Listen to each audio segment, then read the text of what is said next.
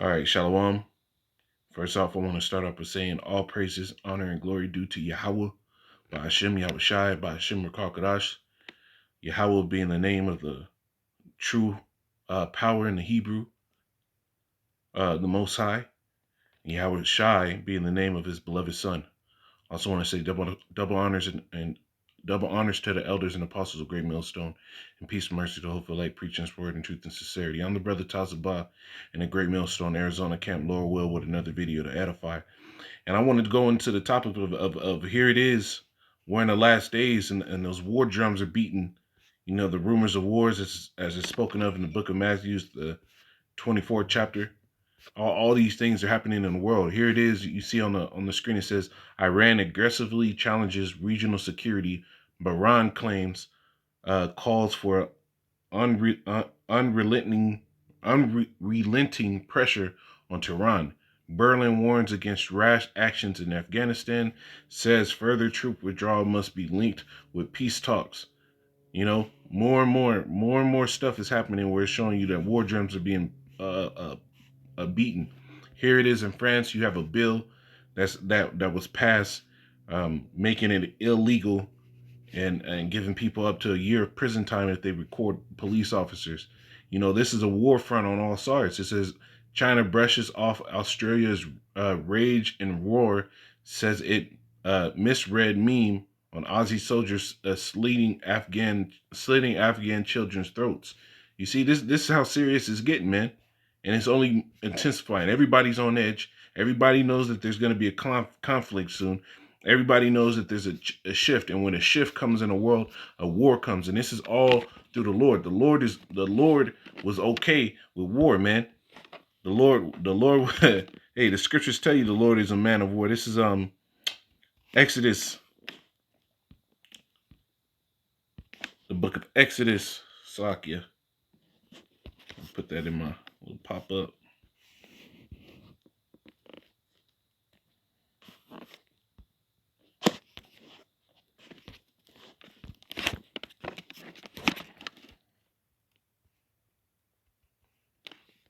Exodus 15:3. It says Yahweh is a man of war. Yahweh is his name. You see, so the Lord is a man of war. The Lord himself, if he's a man of the war, imagine how he dictates his creation, man. You know, his creation gets busy.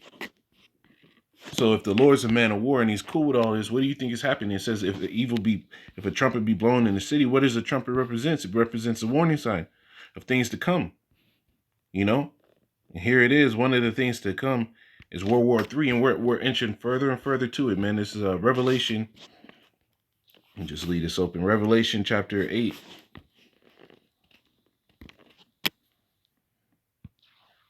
And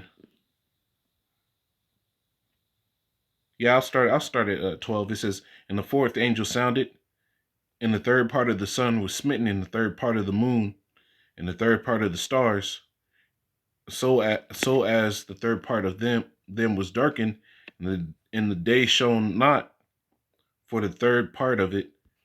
And it says, in the night likewise, and I beheld and heard an angel flying through the midst of heaven, saying with a loud voice, woe, woe, woe, meaning going into the three destructions, man. Going into three destructions. So those woes are world wars. It says, to the inhabitants of the earth, by reason of the voice of the trumpet of the three angels which are yet to sound. Now these two of these angels have sounded, man. I believe it's in the book of Revelation 11 chapter. It says, where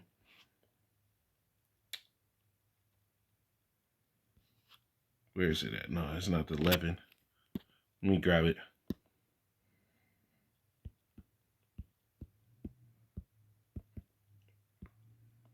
Revelation 9 and 12. It says, one woe is past, and behold, there cometh two woes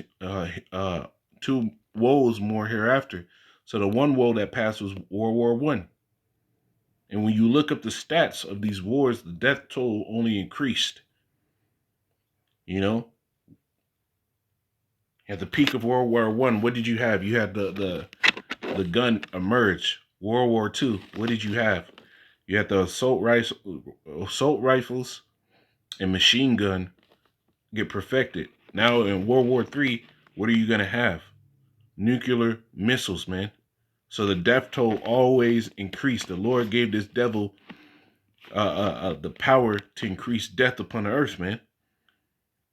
The scriptures tell you he came to take peace from the earth. Who was peace taken through the earth? You know, people like to be super ultra uh, inquisitive and direct when it comes to BS, but when it comes to actually labeling somebody as being a problem and a threat to existence, you people back down, man. And that's where the prophets step in to tell you these things. This is Revelation 11 and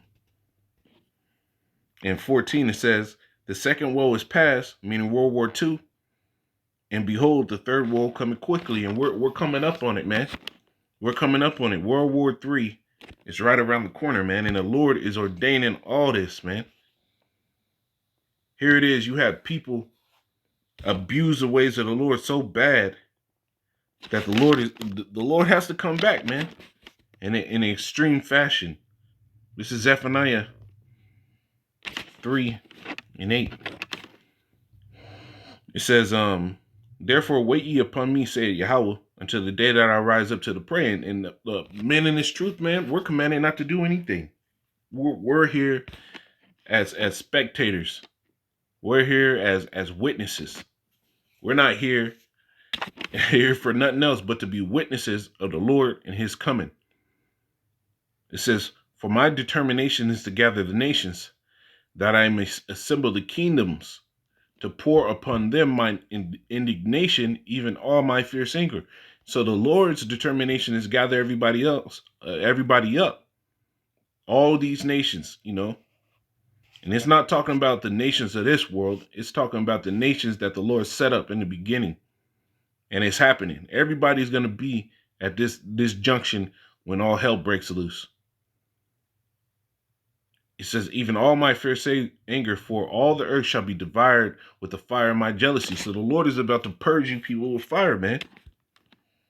And the Third World War. You know, this is all prophesied, man. World War III is a very possible thing. People think they'll label these missiles as nuclear deterrents, as though it's going to keep somebody back from it. But the scriptures tell you that, hey, 200 million missiles is about to shoot off, man. In the book of Revelation, when it talks about the 200,000, it's 200 million. And they shall run like horses, right? This is Joel 3.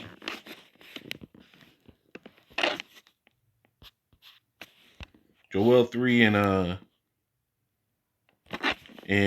9. It says, proclaim ye this among the Gentiles, prepare war. Wake up the mighty men. Let all the men of war draw nigh. Let them come up. You see, so the Lord is with us. He's telling everybody, hey, get up and let's fight, man. And you're seeing that happening throughout all the world. It's only going to intensify as more and more prophecies go through. When these nations start pushing out this vaccine and the mark of the beast, which is the RFID microchip, and the people start revolting, it's only going to increase. Dollar's going to collapse. World hegemony is going to be uncertain. People are going to be fighting for that top spot. These nations are going to be fighting for that top spot. It says verse 10, beat your plowshares into swords and your pruning hooks into spears. Let the weak say I'm strong. You see? And how is this done? When it's talking about beating your plowshares into swords, it's talking about going from agricultural to military industrial. So now you have a lot of nations that were weak before, that all they did was dealt with textiles, farming, and exporting of perishable goods. And now here it is, all these nations at the same time are coming up with military tech. When you go into 5G, you know, that is military tech.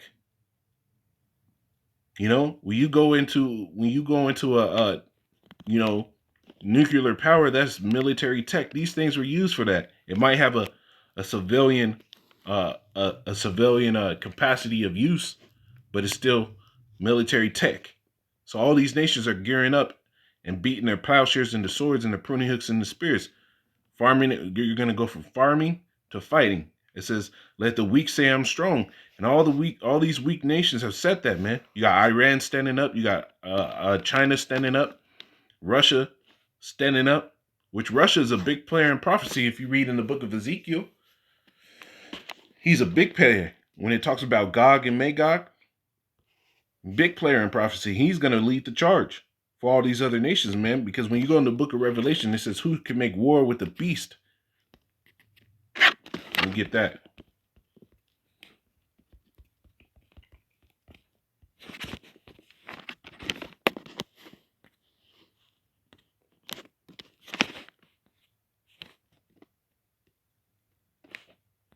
Slovakia.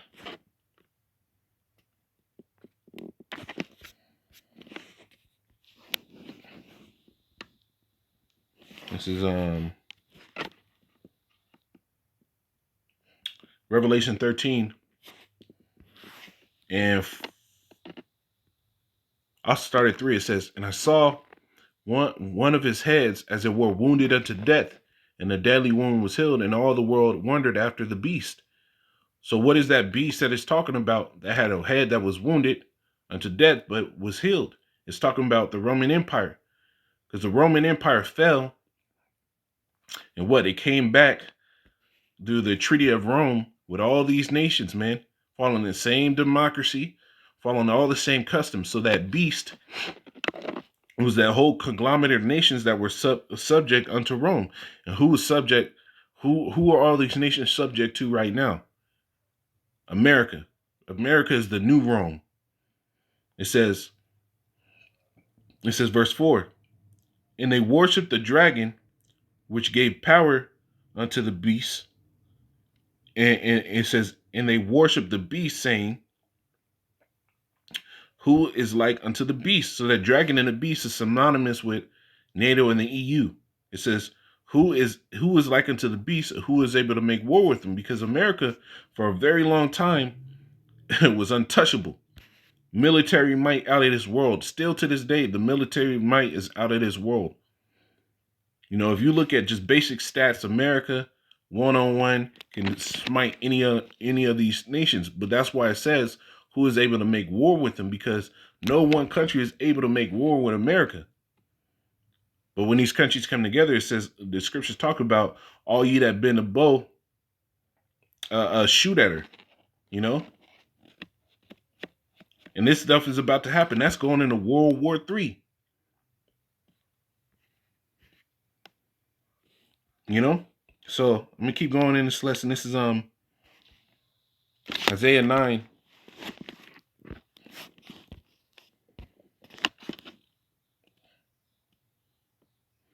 And 5, for every battle of the warrior is with confused noise and garments rolled in blood. Because when you go into old battles, man, even in World War I, World War II, there's a lot of foot soldiers, man.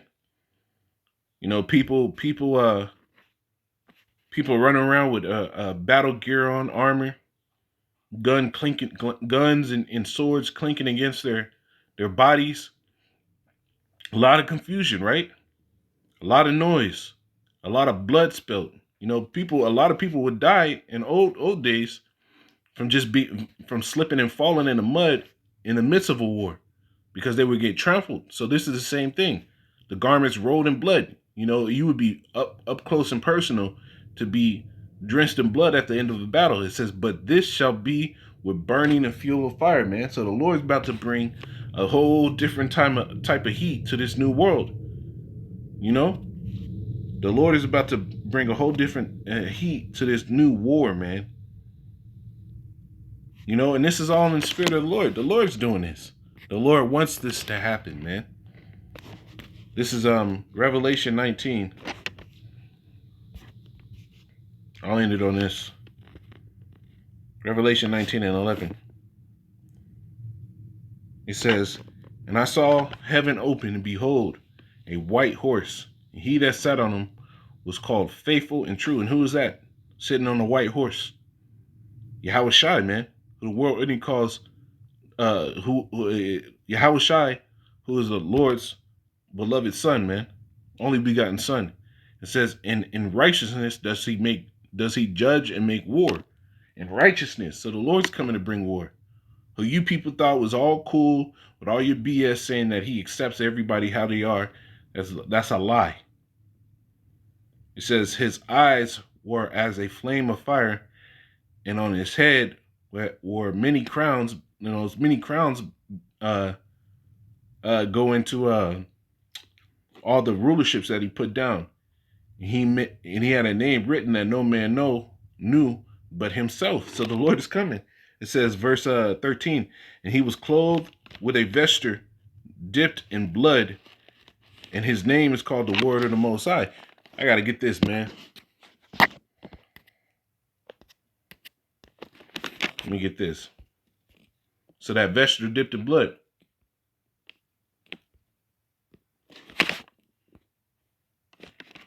Let me get this.